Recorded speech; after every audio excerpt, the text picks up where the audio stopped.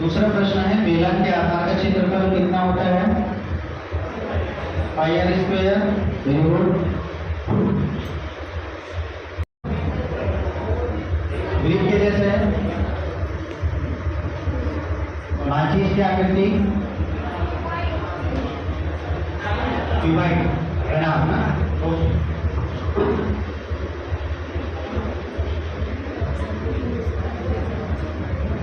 Pipe की आकृति कैसी है? सिलेंडर बेलन। तो बच्चों हम आज बेलन के विषय में विस्तृत करेंगे।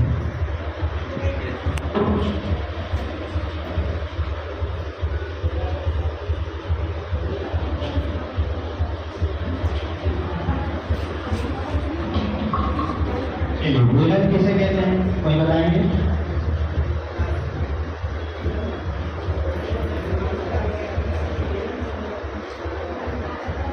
कोई भी? हाँ, ट्यूबलाइट एक उदाहरण हो गया। ठीक है, देखिए किसी आयत की एक भुजा को अक्ष मानकर उसके चारों घुमाने पर बनी आकृति बेलन का है। एग्जाम्पल की ओर देखते हैं।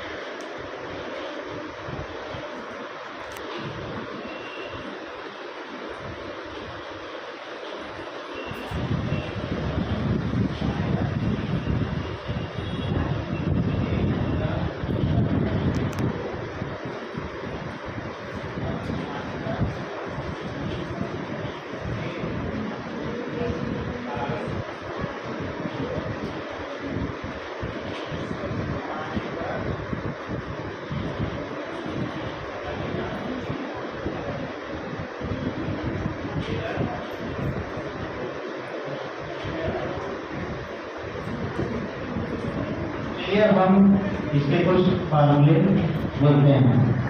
बेलन के आधार की परिधि कोई बताएंगे?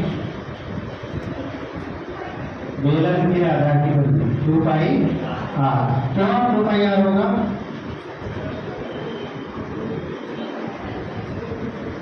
हाँ, बेलन का जो आधार है वो वृत्ताकार है, तो आधार की परिधि मतलब वृत्त की परिधि, और वृत्त की परिधि कितनी होती है? 2 पाई आर।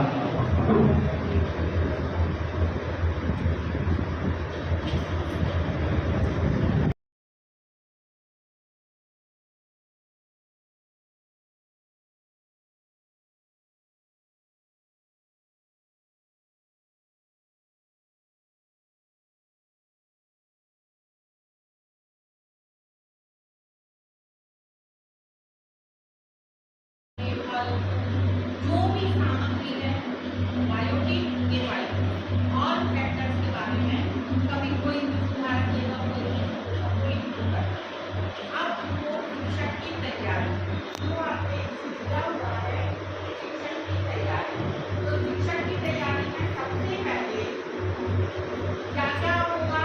संसाधन, रिसोर्स, क्या क्या होंगे रिसोर्सेज, जो भी पर्यावरण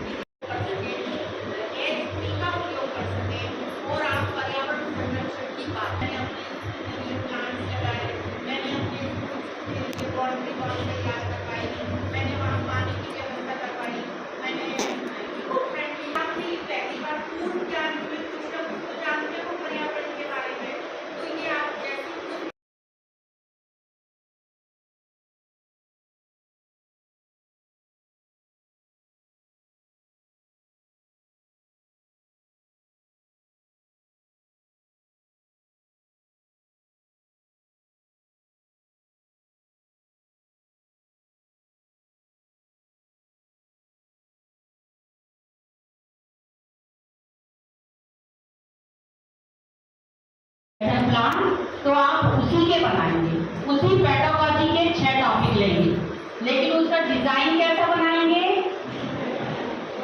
समझ गए ये? अच्छा, क्लियर है? अब मैंने एक कॉमन टॉपिक ले लिया है, पर्यावरण संरक्षण। पर्यावरण संरक्षण अभी हमने नई तालीम में 4th 5th यूनिट में आपने एक एक्टिविटी के दौरान भी सीखा था, ग्लोबल वार्मिंग, क्लाइमेट चेंज, मृदा संरक्षण, पर्यावरण संरक्षण, वाटर कंजर्वेशन, पानी का संरक्षण, ऐसे बहुत सारे हमारे कॉमन, अनेकता में एकता, बहुत सारे टॉपिक हैं। तो उसी में से हमने एक टॉपिक ले लिया है पर्यावरण संरक्षण। तो पर्यावरण संरक्षण आप लोग सब ले सकते हैं, हर पेडागॉजी के अंतर्गत पर्यावरण को संरक्षण करना जरूरी है, ठीक है? हमारा टॉपिक है पर्यावरण। ये हमारा पर्यावरण आपका हो गया? बचा है क्या? एक मिनट।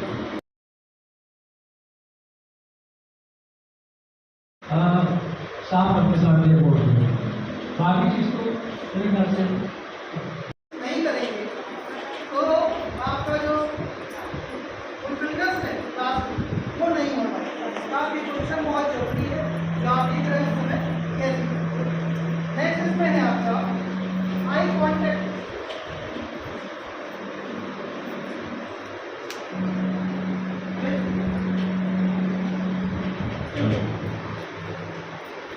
आपके जो शिक्षार्थी हैं उनके साथ प्रत्येक के साथ प्रत्येक क्षेत्र में आपका आई कांटेक्ट जरूर होना चाहिए। हमको लगता है कि ऐसा ग्रुप बैठे हुए हैं, लेकिन जब हम एक विद्यार्थी के रूप में बैठे रहते हैं तो हमको लगता है कि टीचर ने मेरी तरफ देख लिया है और मैं लिख रहा हूँ कि नहीं, मैं नोट्स बना रहा हूँ कि नहीं, मैं बात कर रहा हूँ क्या, इस सब पर उस टीचर की नज़र है। तो वो यहाँ पर क्या होगा, चलिए कोई और पॉइंट यहाँ पर बता सकते हैं? एक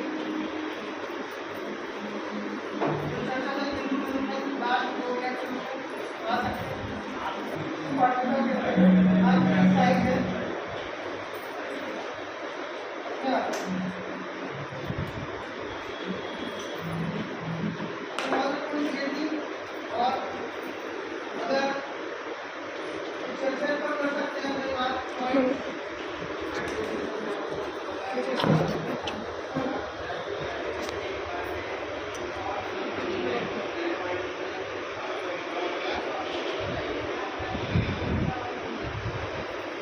मैंने कुछ छोड़ दिया क्या पॉइंट इसमें?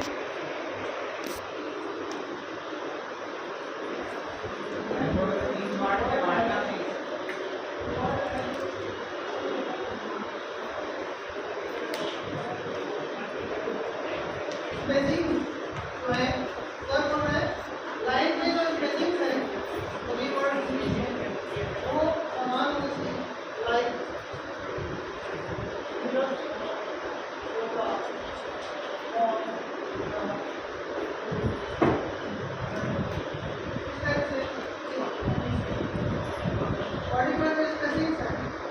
कम ज़्यादा है। पंक्चुएशन मार्क्स का जब हम इस्तेमाल करते हैं कॉमा फुल स्टॉप तो आपके यहाँ पर आने चाहिए।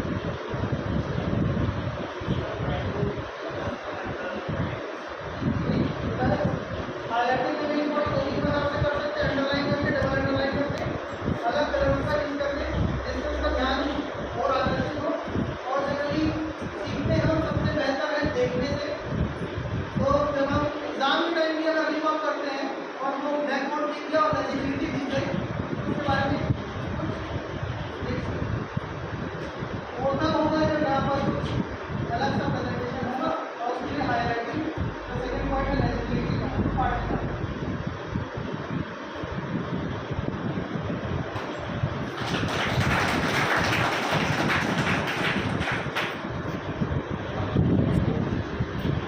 ब्लैक बोर्ड राइटिंग स्किल पर मिस्टर आकाश ने बहुत ही शानदार अपना व्याख्यान दिया है और आप बहुत बारीकी से उन्होंने बताना शुरू किया। आप शुरुआत में देखे होंगे कि ब्लैक बोर्ड में लिखा हुआ है उसको सबसे पहले मिटाने की बात होती है। एक शिक्षक को क्या करना चाहिए कि वो जब अपनी क्लास समाप्त हो जाए तो वो मिटा करके जाए तो ज़्यादा अच्छा होगा। दूसरा एक चीज़ जो मुझे लगा कि इसको बताना चाहिए था कि हम कक्षा में जब ब्लैक बोर्ड राइटिंग करते रहते हैं तो हम आनुपातिक रूप में कम से कम 2 या 3 भाग में बांट लें, ब्लैक बोर्ड को बांट लें और एक साइड से लिखना प्रारंभ करें, उसके बाद अगले साइड में पहुँचे, उसके बाद अगले साइड में 3 साइड में, अगर मान लो 3 आपने किया तो, ताकि कई बार क्या होता है कि बच्चे इसको कॉपी करते रहते हैं ना, लिखते रहते हैं, देख देख करके लिखते रहते हैं। तो एक हो गया, फिर दूसरा हो गया, तीसरा हो गया, आप उधर को मिटा करके फिर लिख सकते हैं। तो इस प्रकार से उसको 2 या 3 भागों में बांट दीजिए तो वो बड़ा आसान हो जाता है। लेकिन आकाश ने एक चीज़ बहुत बढ़िया ढंग से बताया कि अपनी गलतियों को भी वो बताते जा रहे थे कि मैंने ऐसा किया है। तो जैसे उन्होंने कहा कि ये क्या बोलते हैं, एरोप्लेन लैंड कर रहा है, टेक ऑफ कर रहा है, इस टाइप से हो रहा है, यहाँ लाइन ऐसा नहीं होना चाहिए, उन्होंने खुद स्वीकार किया। तो ये एक बहुत अच्छी बात हुई कि वो गलतियाँ भी कर रहे हैं और बता दिया आप लोगों को कि आपको ऐसा नहीं करना है। एक बार क्या हुआ कि एक TV प्रोग्राम देख रहा था और क्योंकि मुझे खाने का बड़ा शौक है, बनाने का भी बड़ा शौक है, और मैं देख रहा था कि वहाँ एक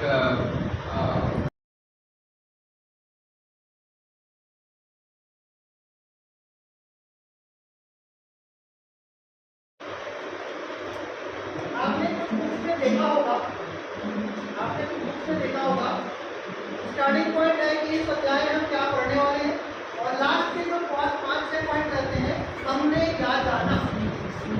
तो छोटी क्लास में ये बहुत जरूरी है कि अगर हम पूरे चैप्टर को पढ़ाने के बाद अगर 40 मिनट की क्लास है तो 35 मिनट का यूज हम करें और 5 मिनट इस चीज़ के लिए जरूर दें ताकि जो डिवाइस है, डिवाइस होना है चैप्टर का और आपकी क्लास लेते लेते ही हो जाए। तो इसमें जरूरी आपका ब्लैक बोर्ड समरी पॉइंट्स के रूप में आप जरूर इसमें क्या करें। नेक्स्ट है जो बहुत बताया जाता है पोजीशन ऑफ टीचर।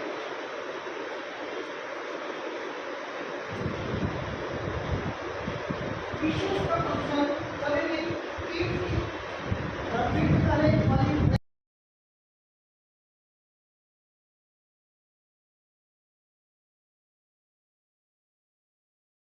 कि स्टूडेंट जो है हमेशा आपके वर्बली दिए हुए इनपुट्स को अपने अंदर प्रोसेस पूरा कर पाएगा और उसे अपने आउटपुट के रूप में उपयोग कर पाएगा।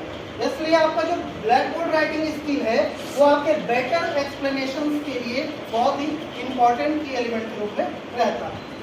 एक आध आप बता सकते हैं, ब्लैक बोर्ड राइटिंग स्किल क्या काम आता है, ये पूछो। कोई भी एक बारे में हमको क्या करना पड़ता है, समझना पड़ता है, जानना पड़ता है। तो बेटर एक्सप्लेनेशन, नदी पहाड़ वगैरह जो भूगोल में हम समझाते हैं, मैप्स के बारे में समझाते हैं, अंदर की हमारे बॉडी की संरचनाओं के बारे में समझाते हैं बायो में, तो ये सभी आपके बेटर एक्सप्लेनेशन के लिए यूज होंगे। नेक्स्ट आपका स्टूडेंट्स को नोट्स मिलता है, इससे नोट्स फॉर स्टूडेंट्स जो छोटे छोटे होंगे, उठ के बोले अगर 2-2 लाइन के, जिन्हें वो विस्तारित कर सकते हैं। जो आप पढ़ा चुके हैं ऑलरेडी उनको आप बिंदु और नोट्स के रूप में ब्लैक बोर्ड के थ्रू ही स्टूडेंट्स को प्रोवाइड कराते हैं। इसके अलावा है, जैसा कि मैं एक पहले बोला था, एक्सट्रैक्ट ऑफ वर्बल एक्सप्लेनेशन।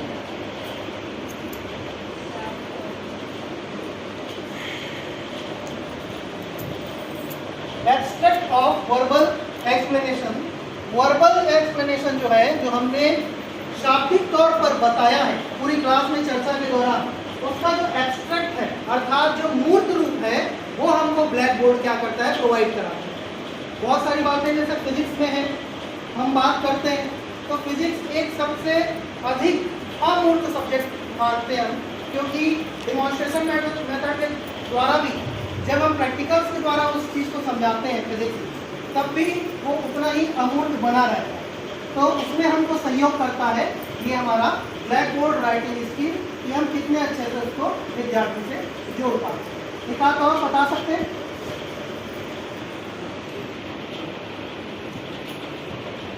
जो आप लिख रहे हैं वो सामने वाले को समझ में आए, अर्थात इसे कहेंगे हम सुपाठ्यता, लेजिबिलिटी। सुपाठ्यता, लेजिबिलिटी, ये सबसे महत्वपूर्ण फैक्टर है आपके ब्लैक बोर्ड राइटिंग स्किल। सुपाठ्यता के अंतर्गत कौन कौन सी चीजें आ जाएंगी? सुपाठ्यता के अंतर्गत ये तो बता सकते हैं। स्पष्ट में क्या चीजें आ जाएंगी? क्या करेंगे हम कि स्पष्ट हो? इसके अंतर्गत पॉइंट ले सकते हैं size and alignment. Size and alignment, मैंने यहाँ पर 2 लाइन को ठीक लिखा। तीसरा लाइन, मेरा हाथ जब दूर होता गया तो ये कैसे नीचे जा रहा है, ठीक है। 2 लाइन तो मेरे ओके हो गए। तीसरा लाइन मैं यहाँ से लिख सकता था, लेकिन थोड़ा सा मैंने इनको डाउन किया है एक्सप्लेनेशन, और आगे लिखता तो और डाउन करता, ये दिखा सकता है कि हमारा एरोप्लेन टेक ऑफ कर रहा है, कि ये कर रहा है, लैंड कर रहा है, और कुछ लोगों का एरोप्लेन टेक ऑफ करता रहता है, ठीक है। तो एक चर्चा उसी के बारे में हो सकती है कि देखो ना कैसे दिख रहा है ब्लैक, तो वो ना हो।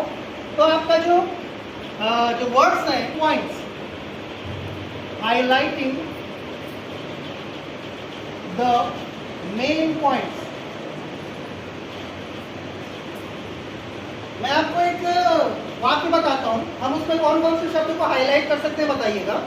Neeraj Chopra won the silver medal, but he missed gold medal by 5 meters. Neeraj Chopra won the silver medal, but he missed by 5 meters. ये सेंटेंस है, लेकिन मुझे नहीं कि सिल्वर को बस करेंगे, ओनली सिल्वर। नीरज चोपड़ा को करेंगे क्या? नीरज चोपड़ा को नहीं करेंगे, क्योंकि पूरी